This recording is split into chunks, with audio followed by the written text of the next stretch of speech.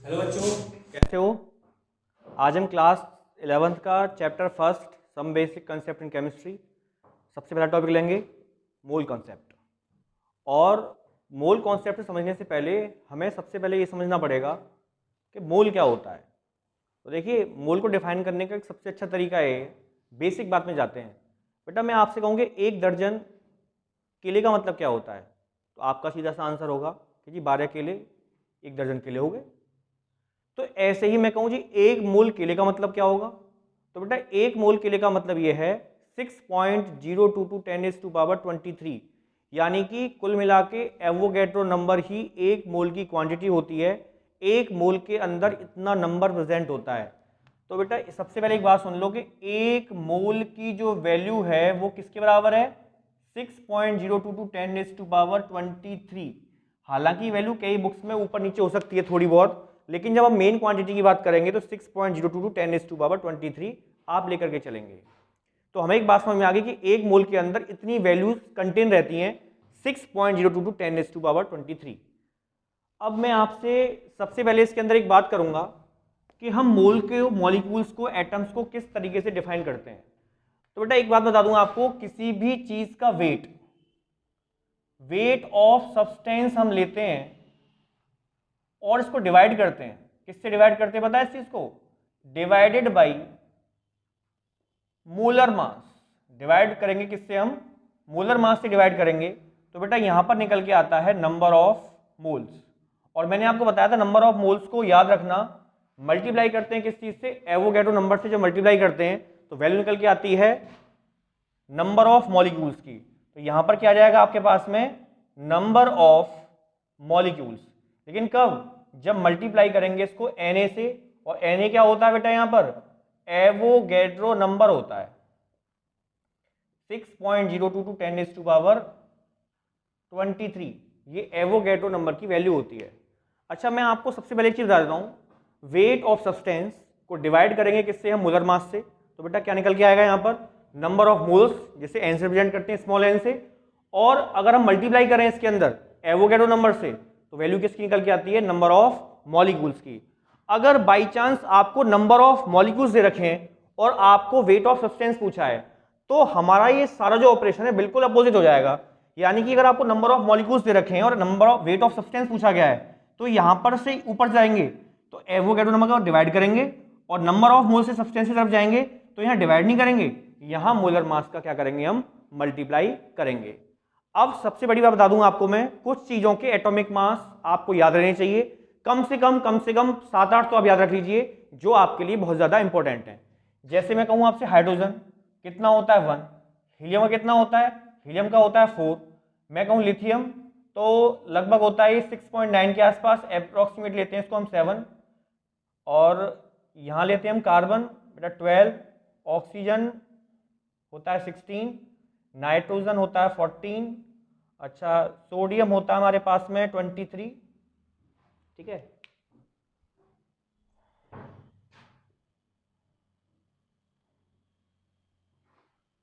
Sulphur होता है 32, chlorine होता है 35.5, कैल्शियम होता है 40, आयरन होता है 56, कॉपर होता है 63.5 और जिंक होता है 65.3 यूनिट।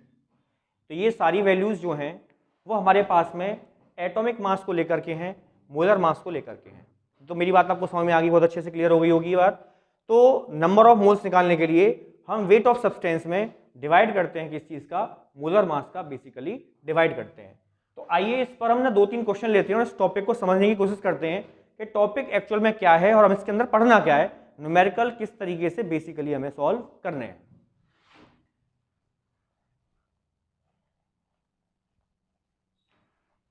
सबसे पहले मैं आपको एक बात कहता हूं, मैं अगर आपसे कहूं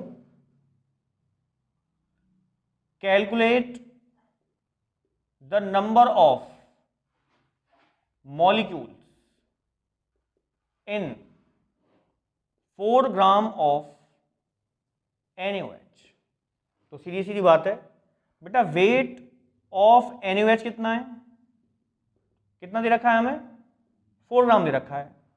मोलर मास ऑफ NaOH, तो पता है Na का कितना नंबर होता है 23, ऑक्सीजन कितना होता है 16, हाइड्रोजन का बेटा कितना होता है 1, तो ये कितना हो गया 40 यूनिट या 14 ग्राम पर मोल कह सकते हैं इसे हम।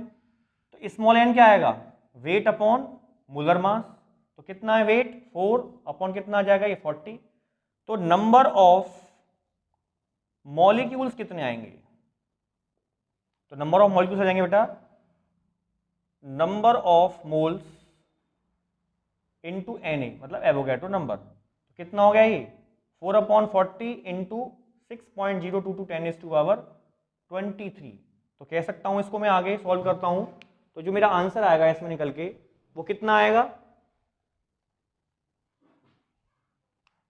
देखिए तो ये हो गया बेटा 1/10 इंटू 6.022 10⁻23, तो ये वैल्यू हो गई मेरे पास 6.022 10⁻22।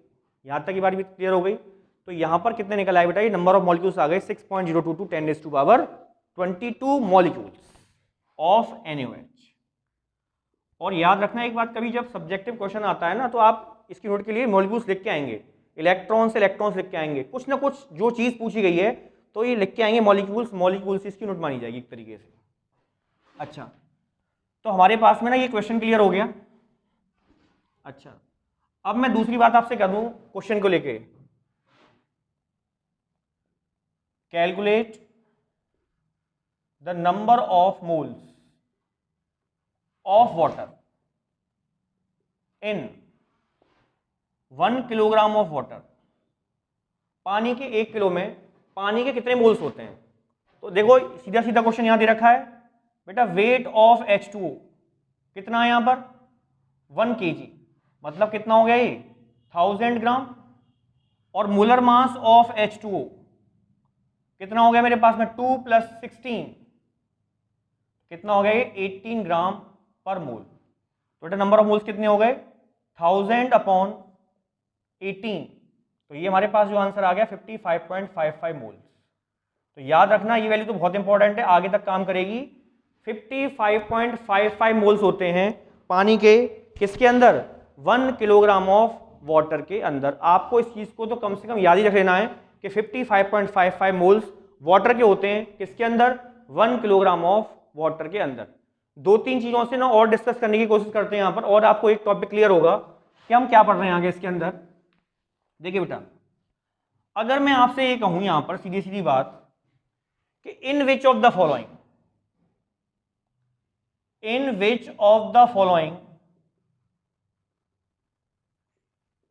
which have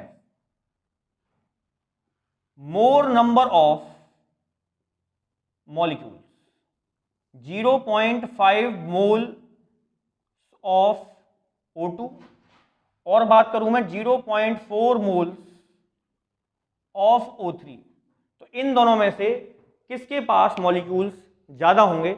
तो आपको पता है कि मोल्स में मल्टीप्लाई करते हैं हम एवोगैड्रो नंबर का, तो बेटा क्या निकल के आता है, निकल के आते हैं नंबर ऑफ मॉलिक्यूल्स। तो अब आप एक बात बताओ, यहां पर जो मॉलिक्यूल्स होंगे मेरे पास वो कितने होंगे 0.5 6.022 10⁻23, और यहां पे कितने होंगे 0.4 इंटू 6.022 10⁻23। यहाँ 0.45 से मल्टीप्लाई हो रहा है, यहाँ पे कितने मल्टीप्लाई हो रहा है 0.4 से मल्टीप्लाई हो रहा है। तो आपको सीधी सी बात समझ में आ रही है, ये वैल्यू हमारे पास बड़ी है, इसका मतलब 0.5 मोल्स ऑफ O2 हमारे पास में क्या रखेंगे, सबसे ज्यादा क्या रखेंगे मॉलिक्यूल्स इन दोनों में से इसके पास ज्यादा होंगे। 0.5 मोल्स ऑफ O2 इसके अंदर क्या होगा, ज्यादा होगा। सीधी सी बेसिकली ये बात हमें समझ में आ रही है, ठीक है बेटा। अब मैं आपको ना थोड़ा सा क्वेश्चन चेंज करता हूं उसके अंदर, ठीक है। अब की बार सेम क्वेश्चन यही रहेगा मेरे पास, लेकिन मैं इस बार एक काम करता हूं, यहां पर मॉलिक्यूल की जगह बेटा क्या लिख देता हूं यहां पर एटम्स, और क्वेश्चन मेरा सेम ही है 0.5 मोल्स ऑफ O2, और यहां मैं क्या कहता हूं 0.4 मोल्स ऑफ O3। तो यहां तक मेरी बात समझ में आ गई होगी आपको, यानी कहने का मतलब है एक मेरे पास 0.5 मोल्स ऑफ O2 है और एक मेरे पास में 0.4 मोल्स ऑफ O3 है। तो बेटा एक बात मैं आपको समझा दूं, यहां पर जो मॉलिक्यूल्स होंगे वो 0 मल्टीप्लाई करूंगा किससे मैं Na से, तो 0.5 इंटू क्या आ जाएगा यहां पर Na आ जाएगा, यानी कि Na का मतलब एवोगैड्रो नंबर। तो यहाँ मल्टीप्लाई करूंगा मैं Na से, तो कितना आ जाएगा 0.4 Na। तो ये तो बात आपको समझ में आ रही थी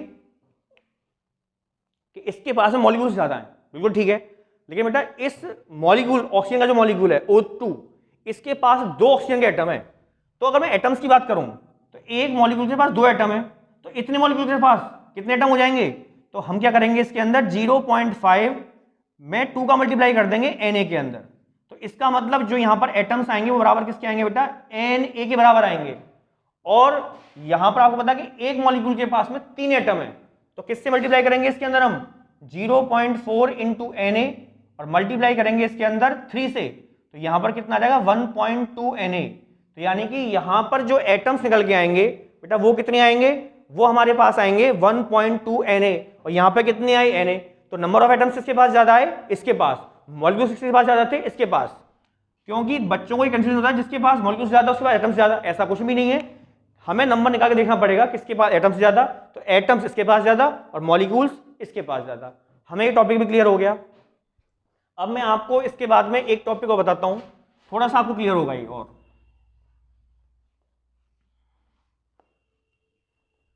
देखिए, अगर मैं आपसे कहूं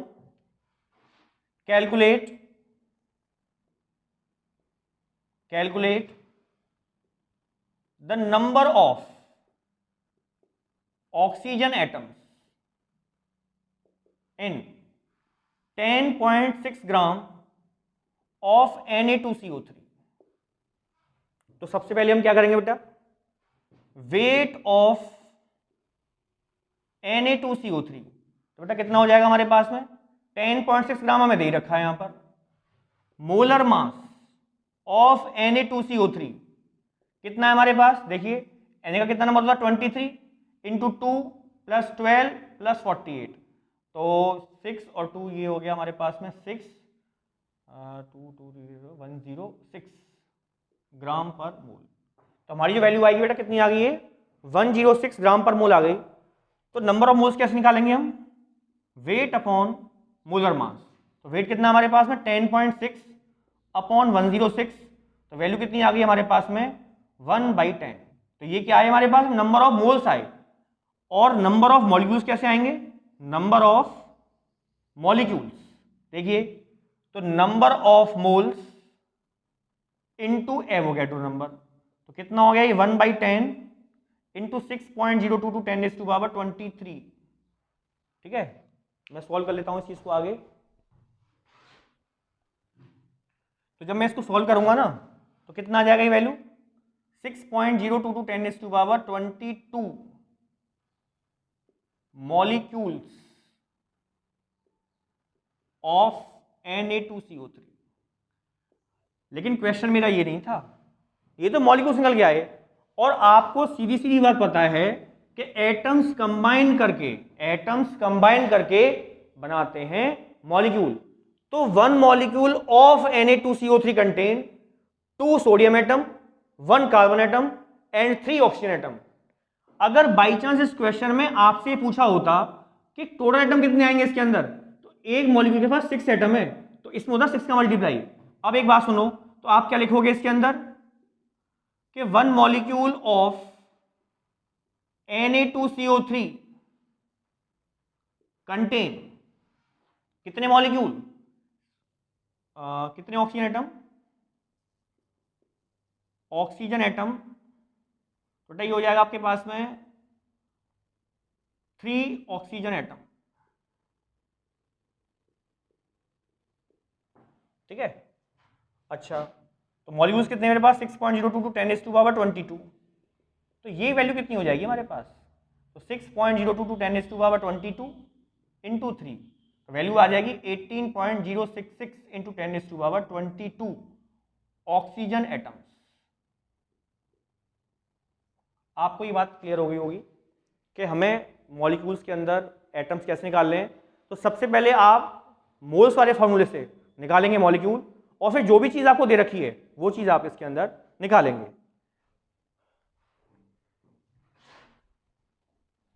चलिए, अब मैं इसके अंदर आपको एक चीज़ और बताता हूँ, एक क्वेश्चन देता हूँ, which have largest number of atoms in the following. ठीक है, तो ऑप्शन देता हूं मैं आपको। 1 ग्राम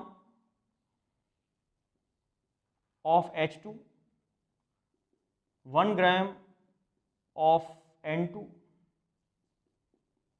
1 ग्राम ऑफ O2, या डी ऑप्शन है मेरे पास में 1 ग्राम ऑफ Cl2। इन चारों में से नंबर ऑफ एटम्स किसके पास ज़्यादा होंगे? तो आपको दिखाई दे रहा होगा 1 ग्राम 1 ग्राम 1 ग्राम, सारी वैल्यू 1 ग्राम है। तो आप सोच रहे होंगे चारों ऑप्शन बराबर है। नहीं जी, ऐसा नहीं है। तो नंबर ऑफ मॉलिक्यूल्स निकालने के लिए सबसे पहले क्या करना पड़ेगा? हमें नंबर ऑफ मोल्स निकालने पड़ेंगे। यानी कि इन चारों में नंबर ऑफ मोल्स इसके ज़्यादा होंगे, मॉलिक्यूल्स ज़्यादा होंगे। आपको पता है सब मॉलिक्यूल्स के पास 2-2 ही एटम है केवल मेरे पास। तो ये जो चीज़ बराबर है, यानी कि सारी चीज़ डिपेंड कर रही है किसके ऊपर? नंबर ऑफ मोल्स को लेकर के। तो इन सब में ना नंबर ऑफ मोल्स निकालते हैं। तो नंबर ऑफ मोल्स कितने आएंगे बेटा? देखो यहां पर आप, यहां नंबर ऑफ मोल्स आएंगे वेट अपॉन मोलर मास। तो वेट अपॉन मोलर मास 2 रहेगा, मोलर मास हाइड्रोजन का होता है 1 1 प्लस 2। तो इसके आए बेटा 0.5 मोल्स, जितने भी आए। इसके मोल्स कितने आए? 1/28, 14 होता है नाइट्रोजन का। इसका मोल्स कितना आया? 1/32। इसका कितना आया? 1/71, क्योंकि 35 होता है क्लोरीन का, 35 35 71। तो आपको इन सारी वैल्यूज में सबसे बड़ी वैल्यू कौन सी दिखाई दे रही है? 1/2। इसका मतलब नंबर ऑफ मोल्स किस में ज्यादा है? सबसे ज्यादा इसमें ज्यादा है। इसका मतलब ये है, ये तो मॉलिक्यूल्स आए, तो मॉलिक्यूल्स भी सबसे ज्यादा इसके अंदर ही होंगे, और एटम सबके पास 2-2 हैं। तो इसका मतलब सीधा सीधा सा ये है कि इसमें अगर 2 का मल्टीप्लाई कर दिया हमने तो क्या निकल के आ जाएगा? एटम्स। तो इसमें भी एटम्स और इसमें भी एटम्स। तो दिखाई दे रहा होगा कि सबसे जो बड़ी वैल्यू है वो ये निकल के आ रही है। तो इसका आंसर क्या है? 1 ग्राम ऑफ H2 इसका आंसर है। तो ये बात भी हमें क्लियर होगी कि सबसे जो मॉलिक्यूल ज्यादा होंगे 1 ग्राम ऑफ H2 में ही होंगे, और इस क्वेश्चन के अंदर जो हमारे पास एटम्स ज्यादा हैं वो भी 1 ग्राम ऑफ H2 के अंदर ही सबसे ज्यादा होंगे। ये बेटा सबसे क्लियर हो गई हमें बात। अब हम चलते हैं आगे की तरफ। एक क्वेश्चन और मैं देता हूं, और बड़ा सही सा क्वेश्चन है, कॉम्पिटिशन लेवल का क्वेश्चन है, थोड़ा ध्यान देना इस चीज के ऊपर आप जरा। 1 ml of water contain 20 drops। तो कह रहा है क्वेश्चन में calculate the number of molecules in 1 drop of water और where A is the Avogadro number. ये क्या है यहां पर? एवोगैड्रो नंबर है। तो यहां तक हमें बात समझ में आ रही है कि ए यहां पर क्या हो गया बेटा? एवोगैड्रो नंबर हो गया। तो ऑप्शन देता हूं मैं आपको 0.5 A/18, दूसरा ऑप्शन देता हूं मैं 0.05 A, और सी देता हूं ऑप्शन में आपको 0.5 A, और डी ऑप्शन है मेरे पास में 0.04 A। तो वीडियो को पॉज करो और आंसर कैलकुलेट करने की कोशिश करो कि हमारी वैल्यू कितनी आएगी इसकी। तो वीडियो पॉज कर लिया हो, मैं सॉल्व करवाता हूं कि हमारे पास ऑप्शन कौन सा रहेगा। बेटा जब कभी भी डेंसिटी गिवन नहीं होती ना, तो इसका मतलब क्या होता है? 1 ml = 1 ग्राम होता है, क्योंकि डेंसिटी का मतलब क्या होता है? वेट अपॉन वॉल्यूम, और डेंसिटी 1 है तो इसका मतलब किसके बराबर है? वेट वॉल्यूम के बराबर होता है। तो 1 ml का मतलब कितना हो गया? 1 ग्राम। ये कंडीशन जब है डेंसिटी गिवन नहीं है आपको। तो नंबर ऑफ मोल्स कितने आए मेरे पास में? तो बेटा एक बताओ, 1 ml के अंदर 20 ड्रॉप्स हैं, तो मेरे पास सबसे पहले निकालो वेट ऑफ 1 ड्रॉप। तो बेटा कितना आया? 1/20। ये एक ड्रॉप का वेट आया, ठीक है। अच्छा, अब मैं निकालू number of moles in 1 drop. बेटा कितना होगा? 1/20, और डिवाइड करेंगे किससे हम? 18 से। तो कितना हो जाएगा ये? 1/20 × 18। अभी तो मोल्स आए, और नंबर ऑफ मॉलिक्यूल्स कैसे आएंगे बेटा? यहां पर नंबर ऑफ मॉलिक्यूल्स किस तरीके से आएंगे? 1/20 × 18, और मल्टीप्लाई करेंगे किससे इसको हम? A से। तो कितना हो जाएगा ये, तो ये चीज़ तो कॉमन रही इसके अंदर, तो 0 और 10 आया यहाँ पर 0.5 A/18। तो हमारे पास जो ऑप्शन हो गया वो कौन सा ऑप्शन हो गया, ए। तो सीधी सी बात है बेटा, आपको ये टॉपिक समझ में आ गया होगा, ठीक है। और नेक्स्ट टॉपिक में आके हम आपको पढ़ाएंगे इसमें नॉर्मेलिटी, मोलरिटी, मोल फ्रैक्शन, इसके आगे मोल कॉन्सेप्ट को कंटिन्यू करेंगे।